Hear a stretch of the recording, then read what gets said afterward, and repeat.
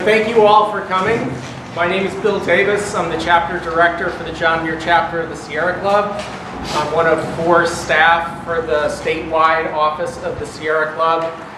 We work on a variety of issues. Our 4 main campaigns are water, which is why we're here today, the Enbridge pipeline, transportation and equity, and clean energy issues. We also touch on a bunch of other issues, but those are our kind of 4 main issues.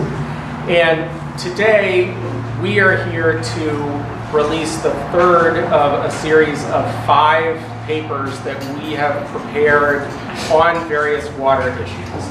And the report that's in your packets today deals with water quantity, water supply issues.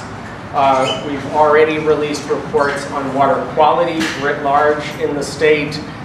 Things like phosphorus, nitrates, bacteria, radium, things like that.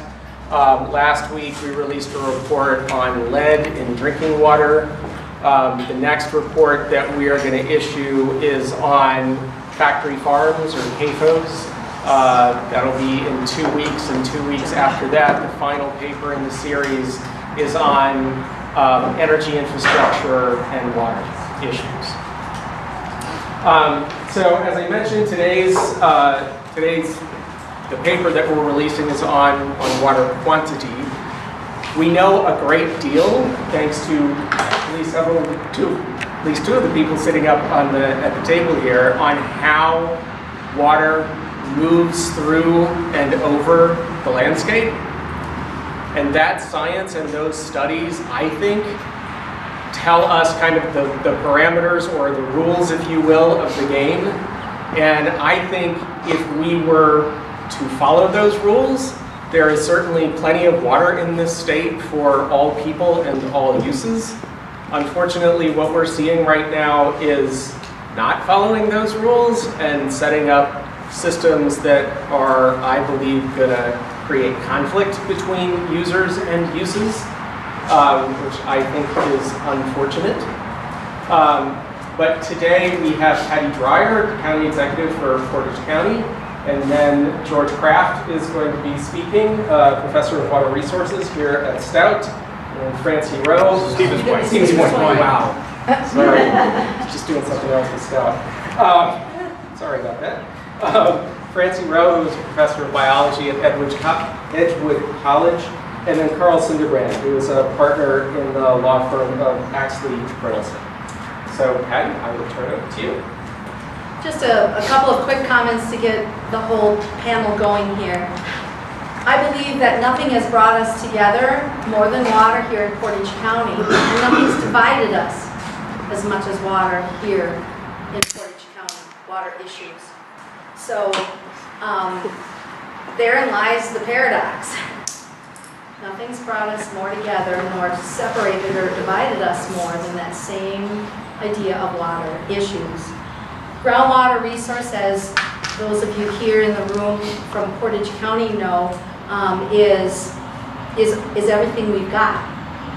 And if you look at the data from the Wisconsin Department of Natural Resources, you'll find that 100% of our domestic water use, 87% of irrigation water, and 68% of industrial water use in Portage County comes from groundwater. Portage County has had a regular dialogue about water. In fact, probably we've been one of the counties in the state that's had some of the earliest dialogues on water in recent history. Even our first groundwater management plan came in the year 1988. Then in 2004, we had a revision, and now we are in the process of finalizing another revision.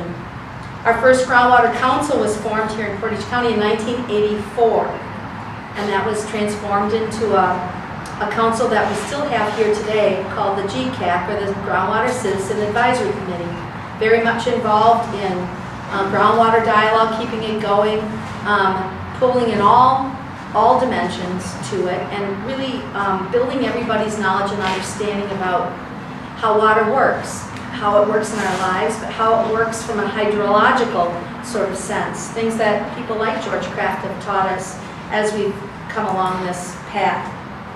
But even here in Portage County and Wisconsin, even with all of the years of leadership and study It seems to me that right now, as we sit here today, we are no further ahead than we ever were. In fact, I believe we've got steps backwards from where we were only a short while ago.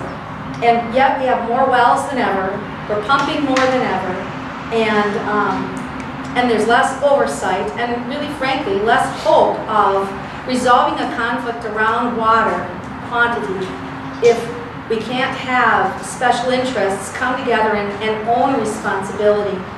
Agricultural sector coming together to sit down at the table with us and say, we know we need a lot of water to do our business, but we know this is your shared resource too. And we know that if we can recognize that all of us are in this together, we'll all figure it out, so we don't have to be the bad neighbor. Nobody wants to point a finger to make somebody out to be the bad neighbor amongst us. That isn't who Portage County is. At the same time, instead, we're buying changes in policy at our state level and stealing away the water rights and the water that everybody depends on for their own livelihoods, for their own homes, for their own businesses, for their own future and their grandchildren's future. And that's a real big shame in all of this. So I'll leave it at that for right now.